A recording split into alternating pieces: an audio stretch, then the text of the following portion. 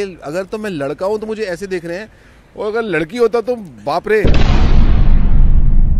Family से कि यार किससे शादी कर रहे हो, ये लड़के को मालूम नहीं क्या कर रहा है, एक्टर बनना चाहता है, वॉइस ओवर कर रहा है, वॉइस ओवर क्या है किसी को मालूम ही नहीं था। वॉइस ओवर मुझे भी ज़्यादा नहीं मालूम था, लेकिन हाँ, और मुझे लगता है कि उसकी जो फैमिली वाले थे ना, वो सिर्फ पैसे बचाना चाहते थे। सुनील ग्रोवर और कपिल के बीच में बहुत सारे पंगे हो रहे हैं वगैरह वगैरह वगैरह, वाकई में ऐसा हुआ था कि नहीं ऑनेस्टली? कुछ लॉजिस्टिक्स की प्रॉब्लम थी और कुछ कॉन्ट्रैक्चुअल प्रॉब्लम थी, कॉन्ट्रैक्ट्स रिन्यू हो रहे थे, उसको लेकर कुछ आर्ग्यूमेंट्स थे हमारे कुछ।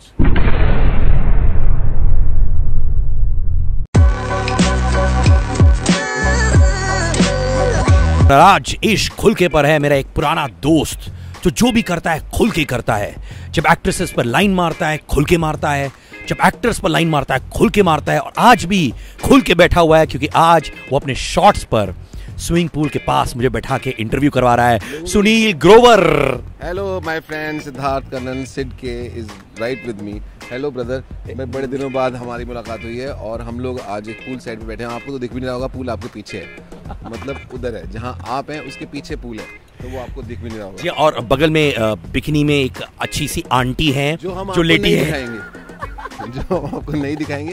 क्यों दिखाएं आपको? आपने ऐसे क्या पुण्य किया जो हम आपको दिखाएं? अच्छा मुझे बताओ, जब तुम ये लेडीज का किरदार निभाते हो तो कभी ये लगता कि यार जो मर्द मेरे अंदर छुपा हुआ है वो बाहर आ जाए, वो बाहर आ जाए, ऐसा होता है क्या? उल्टा होता है भाई, वो तो मेरे मर्द ना बाहर आए, मुझे मर्द को रोकना पड़ता है बहुत बार। ऐसे क्या? हाँ, क्योंकि एक पहले तो मर्द के साथ आप मोस्टली रोमांस कर रहे थे, जब लड़की बना होता हूँ मैं तो एक मर्द के साथ रोमांस कर रहा होता है, उससे बात कर रहा हूँ तो मेरे को लगता है मेरा मर्द आ गया तो मैं कर ही नहीं पाऊंगा कुछ भी, और अगर लड़की होती है तब भी मैं रोकता हूँ कि मेरा मर्द बाहर नहीं आ जाए। यार पर एक कहानी है कि जब तुम एक वॉइस ओवर कर रहे थे और तुम घर से भागने की सोच रहे थे अपनी मोहतरमा के साथ, उस समय तुम्हारी गर्लफ्रेंड थी और तुमने वो भागने का प्रोग्राम रोक दिया था वो वॉइस ओवर के चक्कर में, वो कहानी बताना भाई। वैसे 3-4 कहानियां हो चुकी है, मैंने तो 1-2 शादियां भी कैंसिल कर दी है। मेरे को जब जॉब आता था तो मेरी शादी की फिक्स मैं शादी कैंसिल करके जॉब कर लेता था, बिकॉज हाँ वो पर्टिकुलर कहानी जो थी, हाँ मैंने वॉइस ओवर के चक्कर में शादी रोक दी थी 1 दिन के लिए। वो क्या हुआ? तो मैंने तुम्हारी गर्लफ्रेंड ने उस समय कहा कि मैं तुम्हें छोड़ रही हूँ, बदतमीज, ये सब गाली वाली बकी की नहीं कि मैं पैसे के चक्कर में तुम शादी रोक रहे हो? छोड़ देती तो अच्छा हो जाता, लेकिन छोड़ा नहीं उसने, बोला ही था सिर्फ। लेकिन हाँ उन दिनों मुझे काम से हमेशा बड़ा प्यार रहा है, नॉट मनी। तो मुझे ये था कि मैं काम कर लूँ, काम ऑफर हो रहा है, महीने में 1 जॉब 2 जॉब आती थी, वो भी शादी वाले दिन आ गई। मैंने कहा ठीक है शादी तो फिर भी कल भी हो जाएगी, जॉब का क्या पता कल आए ना आए। यार पर एक चीज़ है, ये तुमने जो टाका फिट किया अपनी वाइफ के साथ, कैसे हो तुम उसके पीछे पड़े कि वो तुम्हारे पीछे पड़ी, क्या सीन था यार? मुझे लगता है तूने ही डोरे मारे होंगे यार। हाँ? जब किस्मत ऐसी होती है कि जो किसी को टांका फिट होना होता है तो हो ही जाता है, तो किसी के ऊपर कोई पीछे नहीं पड़ता। सर्कमस्टांसेस थे, वो दिन थे, जो होना था तो वो हो गया। पर बहुत माने ऑपोजिशन था क्या उनकी फैमिली से कि यार किससे शादी कर रहे हो, ये लड़के को मालूम नहीं क्या कर रहा है, एक्टर बनना चाहता है, वॉइस ओवर कर रहा है, वॉइस ओवर क्या है किसी को मालूम ही नहीं था? वॉइस ओवर मुझे भी ज़्यादा नहीं मालूम था, लेकिन हाँ, और मुझे लगता है कि उसकी जो फैमिली वाले थे ना, वो सिर्फ पैसे बचाना चाहते थे, कंजूस थे। कंजूस थे, like you as you said. वो क्या करते थे, शादी के 1 हफ्ते बाद मान गए कि ठीक है लड़का तो बहुत अच्छा है। इसका मतलब मुझे शक हुआ कि शादी के लिए नहीं मान रहे थे, इसका मतलब यही है कि पैसे बचाना चाहते थे सेरेमनी के, और मेरे मम्मी पापा ने लगाए सारे, तो यही कारण था शायद। तो माने तुम्हारे मम्मी पापा ने सब खर्च किए, अभी भी तुम सुनाते हो ये सब अपने फादर इन लॉ को कि नहीं? ये तो वो देख रहे, नहीं ऐसा कुछ नहीं है, आप बड़े अच्छे हैं, अपनी लड़की वापस ना मंगवा ले, वो बहुत अच्छा है, सब अच्छा, आप बड़े अच्छे हैं, आपने पैसे नहीं बचाए। 1 हफ्ते नहीं 1 महीना तो लेते कम से कम मानने में।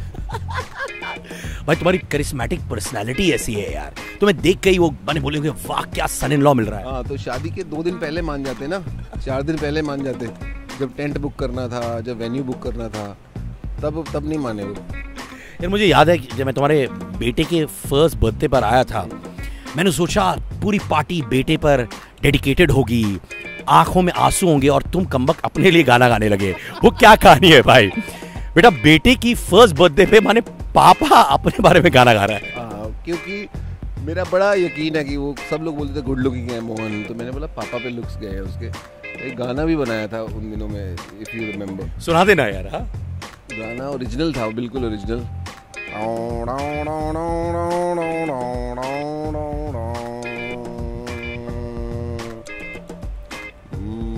मोहन के पापा स्मार्ट हैं, मोहन बड़ा गुड लुकिंग है।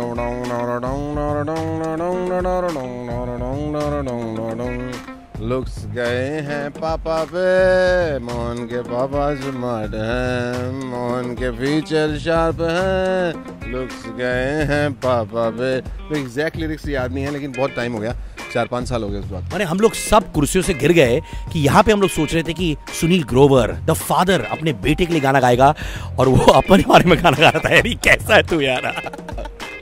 बेटे को पता क्या उस गाने के बारे में? 1 साल का था ना, तभी उसको इतना समझ में नहीं थी, तो अभी उस गाना मैंने सुनाया नहीं कभी, नहीं तो वो भी मुझसे रिवेंज देने के चक्कर में कहीं निकलना पड़े। पर मुझे बताओ, तुम जैसे हार्ट को मर्द, कैसनोवा, लवर बॉय, जिसका दिल लड़कियों पे बहुत जल्दी आता है, जब महिला बनते हो तो कहीं कहीं तुम्हें लगता है यार नहीं नहीं नहीं, I want to be Sunil Grover through and through, ऐसा होता क्या है? Honest confession. मुझे एक्चुअली अच्छा लगता है, मेरे लिए वो ऑन अ सीरियस नोट, जो कि आपको पसंद नहीं है सीरियस नोट, मेरे को भी ज़्यादा आता नहीं है, लेकिन मेरे लिए वो लड़की या लड़का नहीं है, मेरे लिए कैरेक्टर है। सो जेंडर मेरे दिमाग में होता ही नहीं जब मैं करता हूँ। सीरियसली मैं अब मेरे मन में मैं ड्रैग एक्ट नहीं कर रहा होता हूँ कि ऐसा कर रहा हूँ कि मैं एक लड़की बन रहा हूँ, नहीं, मैं एक कैरेक्टर बन रहा हूँ, उस कैरेक्टर को मैं जीता हूँ, बस उतना ही फ़र्क है। पर ऐसा होता है रियल लाइफ में कि कोई शक्ति कपूर टाइप्स तुम्हारे पास आता है और बोलता है रिंकू भाभी? कई जगह हम लोग इवेंट करने जाते हैं जहाँ पे मैं लड़की बना होता हूँ, और थोड़े से इस तरह के टाउन होते हैं जहाँ पे टेलीविज़न के जो एक्टर्स होते हैं वो ज़्यादा नहीं आते हैं या फिल्म स्टार्स नहीं आते हैं, तो उन लोगों की जो रिएक्शन होता है वो देखने वाला होता है। वो एकदम ऐसा झपट्टा मारते हैं आपकी तरफ, जैसा कि लगता है कि आप वाकई लड़की है। आपको, मेरे को खुद लड़की लगने लगता हूँ जब मैं लड़की बना होता हूँ, तो वो कभी कभी लगता है कि यार लड़का ही ठीक है। हाँ, माने तुम्हें तब लगता है कि यार ये तुम्हें अश्लील नजरों से देख रहे हैं अश्लील नजरों से। और मैं जेन्युइन, मुझे खेद भी होता है लड़कियों के लिए कि ये अगर तो मैं लड़का हूँ तो मुझे ऐसे देख रहे हैं, और अगर लड़की होता तो बाप रे बहुत मुश्किल हो जाता, या तो फिर वो शायद लड़कों को देखते होंगे। अच्छा मुझे बता, हाँ, जब हमें ये सुनने में आया था कि सुनील ग्रोवर और कपिल के बीच में बहुत सारे पंगे हो रहे हैं वगैरह वगैरह वगैरह, वाकई में ऐसा हुआ था कि नहीं? ऑनेस्टली पंगे तो कभी नहीं हुए कपिल और मुझ में, तो कभी ऐसा कुछ नहीं हुआ। कपिल का तो मैं बहुत एडमायर करता हूँ उनके काम को, तो कभी कुछ ऐसा प्रॉब्लम, कुछ लॉजिस्टिक्स की प्रॉब्लम थी और कुछ कॉन्ट्रैक्चुअल प्रॉब्लम थी, कॉन्ट्रैक्ट्स रिन्यू हो रहे थे, उसको लेकर कुछ आर्ग्यूमेंट्स थे हमारे, कुछ डिसएग्रीमेंट्स थे, तो बस उतनी सी बात थी। तो कपिल और मुझ में कभी कोई प्रॉब्लम नहीं है। पर ऑनेस्ट बताओ, जब तुम वो शो छोड़ के चले गए थे, कभी ऐसा था कि यार मैं कपिल को फोन उठाकर बोलूं सॉरी मेरे भाई, आई लव यू, बिकॉज इतने सारे कंट्रोवर्सीज, रूमर्स आ रहे थे? उस दौरान भी हमारी बात होती रहती थी, ऐसा नहीं था कि हमारी बात नहीं हो रही थी। And he understood, he also knew कि कॉन्ट्रैक्चुअली ये डिसएग्रीमेंट है। उसमें भी he also couldn't help, because it was between me and the channel that we were discussing various things, the exclusivity and a little money part and couple of other things. So वो सारी चीज़ें थीं जो कि कोई कुछ नहीं कर सकता था उसके बारे में। क्या बात है, मानी वो सब सिर्फ अफवाहें थी? अफवाहें नहीं थी, तो वो अगर डिसएग्रीमेंट तो था। अब हाँ, उसके अपने अपने वर्जन थे लोगों के, जो लोगों ने कहा, तो ऐसा कुछ नहीं है। हाय, मैं हूँ सुनील ग्रोवर और आप सुन रहे हैं इश्क खुल के।